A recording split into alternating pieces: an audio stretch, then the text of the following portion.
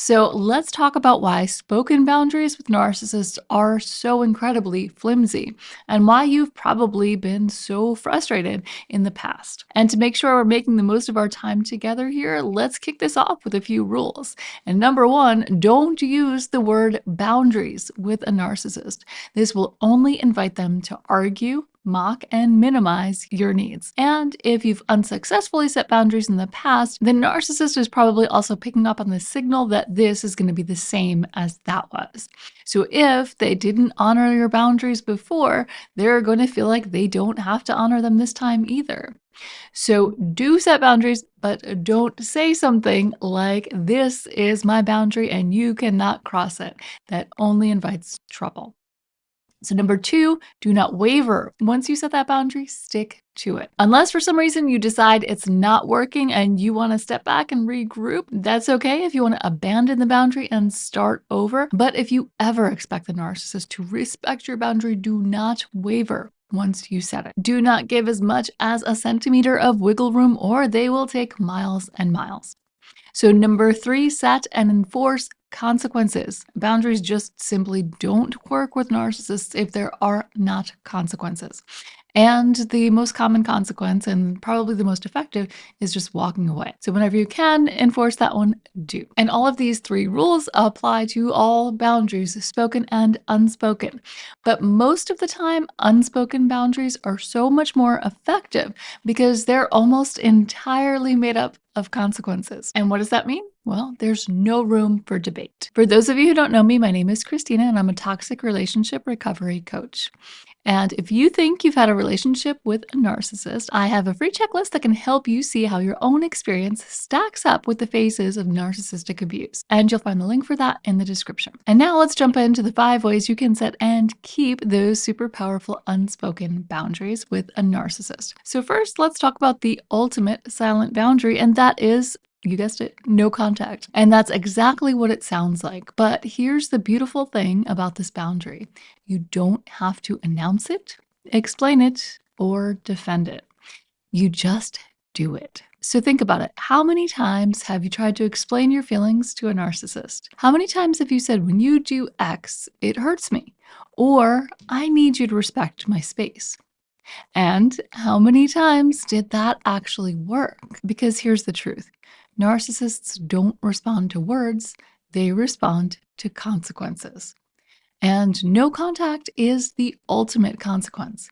It means blocking their number, unfriending them on social media, and removing every possible way they might reach out to you. It means not responding to their friends when they reach out just to check on you. And now I know what you might be thinking. Won't they just try harder to reach me? And maybe, or probably. But here's the thing, their reaction is not your responsibility.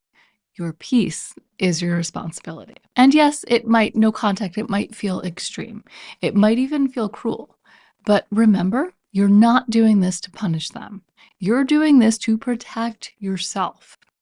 This isn't about them at all. It's about you choosing your well-being over their need for control. It's not about you choosing your well-being over their well-being.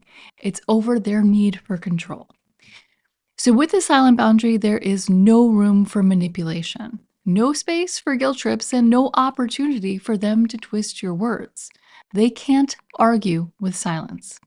And they can't control what they can't access. So now let's move on to the second boundary you can set with a narcissist without saying a word, because clearly not everyone can go no contact right away. And this involves removing yourself from the narcissist's reach. So at the surface, we're talking about avoiding the narcissist, but this goes so much deeper than that. And I know the word avoiding probably makes you cringe a little, but I want you to completely flip how you think about this.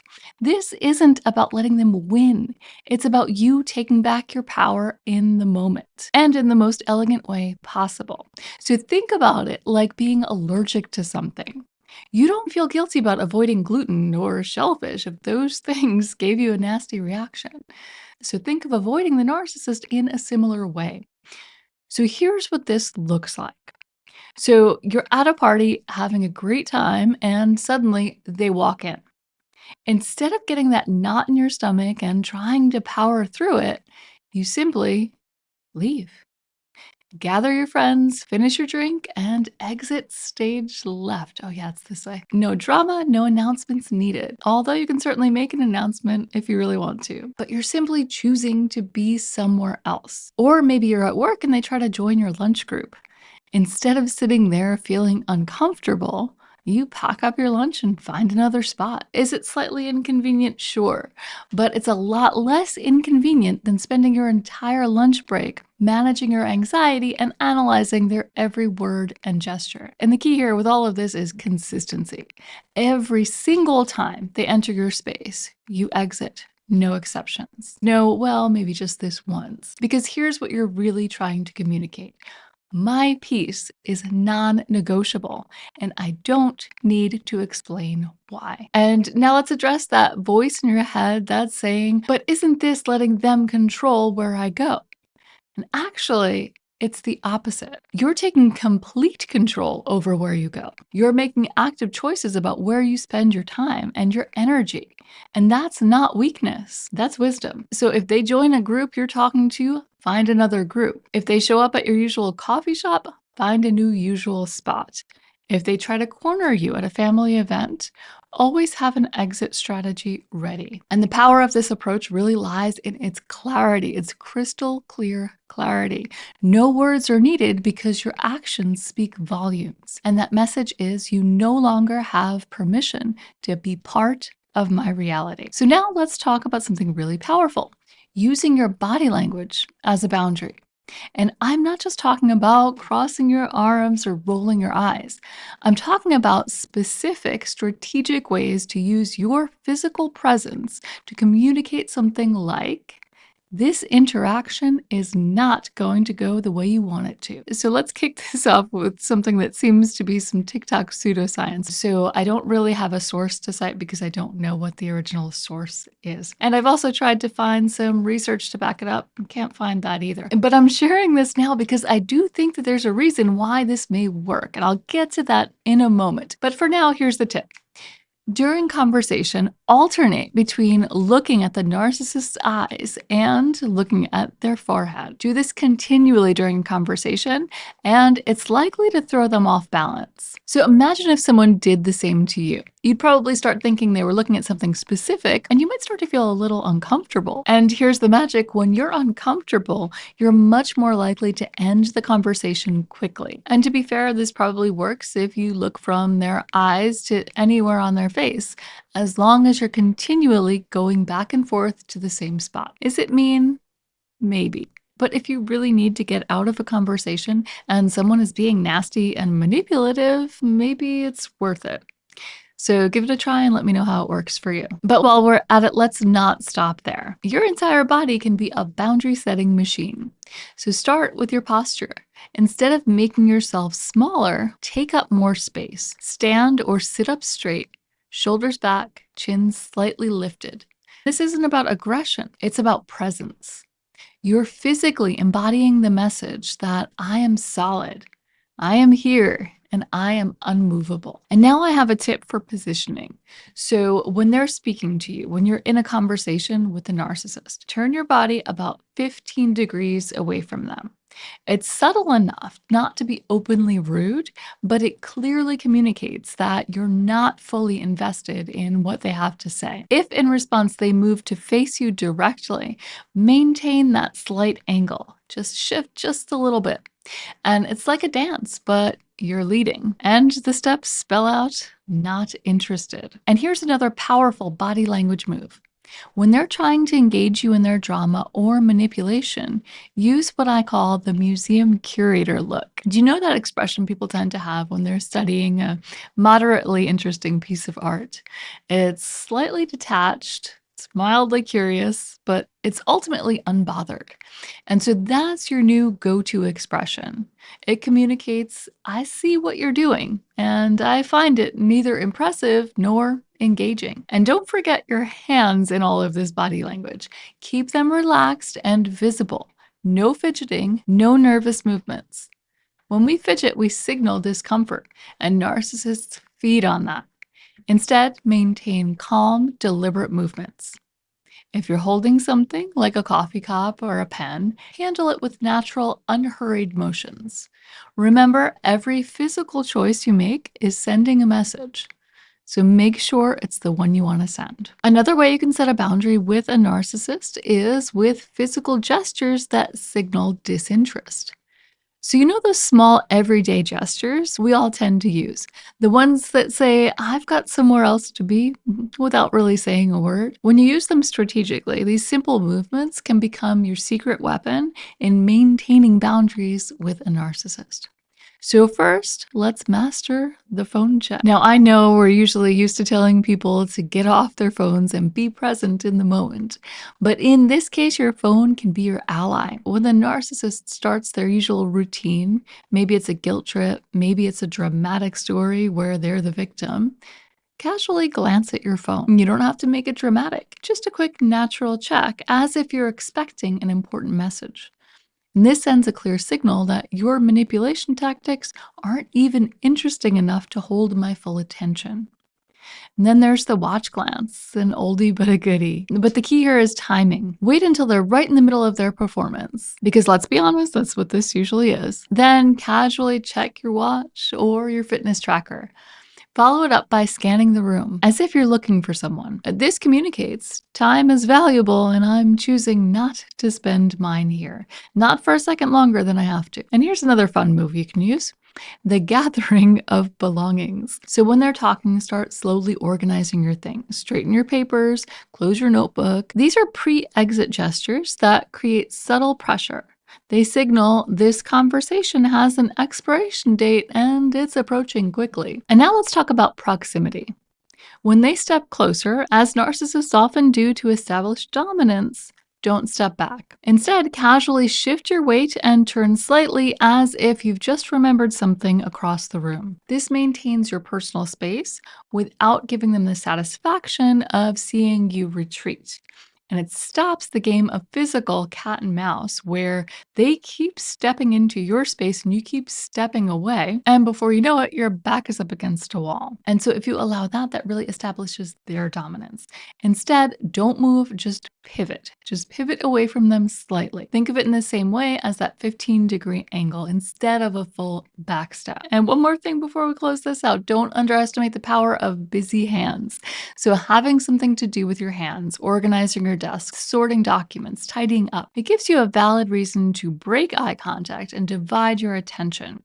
It's the physical equivalent of saying, you're not the main character in this scene. So just keep your movements focused on a task and be sure your body language is sending the message that your task is more important than the narcissist or the conversation. Otherwise, it could appear as fidgeting or nervousness. And the beauty of these gestures is they can't really be called out without the narcissist looking kind of ridiculous. After all, what are they going to say? Stop checking your watch while I'm trying to manipulate you. Of course, they're not going to say that, but they might try to control your actions with some words. But those words are going to make them sound needy, especially if they have to keep repeating them. All right, now let's talk about the most important tool in your boundary setting arsenal: pure, unadulterated silence. And I don't mean the awkward kind of silence that makes you want to fill the air with nervous chatter. I'm talking about intentional, confident silence that speaks volumes without making a sound. So here's the thing about narcissists: they're masters at turning your words against you. They'll twist them, reshape them, and throw them back at you until you don't even recognize those words anymore. But silence is untouchable. You can't twist what isn't there. You can't manipulate words that aren't spoken. So picture this. They make one of their typical baiting comments. You know the ones. Maybe it's a subtle dig at your appearance or a passive-aggressive remark about your choices. Instead of defending yourself or trying to explain, which is exactly what they want, you simply look at them. No words, no reaction. Just calm, steady eye contact. And hold it just a beat longer than what feels comfortable. Let the silence do the heavy lifting. This is where most people get uncomfortable and quit. But you've made it this far, and you're going to stay the course. So sit with it, own it, because here's what's happening in that silence. You're refusing to play the game. You're denying them the emotional reaction they're seeking. And for a narcissist, that's kryptonite. So when they try to provoke you with accusations, Silence. When they attempt to bait you into an argument, silence. When they throw out that carefully crafted comment designed to make you doubt yourself, complete and utter silence. So think of yourself as a mirror. Their attempts at manipulation simply reflect back at them, meeting nothing but their own energy. And here's where it gets really powerful. In that silence, maintain your composure. Keep your face neutral, not angry, not hurt, not even amused. Just calm, unbothered, as if their attempt at provocation is so beneath your notice that it doesn't even register as something worthy of a response. Remember, silence isn't passive. It's about being so secure in your boundaries that you don't need to defend them with words. It's about understanding that sometimes the most powerful response is no response at all. So if you struggle with this, here's a tip. Think of silence as your force field. Every attempt at manipulation, every baiting comment, every guilt trip, they all bounce off that force field of silence, losing power with each failed attempt. Because here's what narcissists truly can't stand, and that's being irrelevant. And nothing makes them feel more irrelevant than having their carefully crafted provocations meet absolute silence. And if you've taken notes all along and still feel like there are some boundaries that need to be spoken, don't worry, I've got you. I know that every person is different, and there are also different types of relationships with narcissists that can't completely rely on silent boundaries, although these still can help in some of those cases. But if the narcissist is your boss, or if you need to try harder than silence with the narcissist for whatever reason, click on the video that just popped up on the screen to learn 10 boundaries you need to set with every toxic person and narcissist in your life. These are non-negotiables, and if you haven't already, be sure to hit that like button before you go, and I'll see you next time.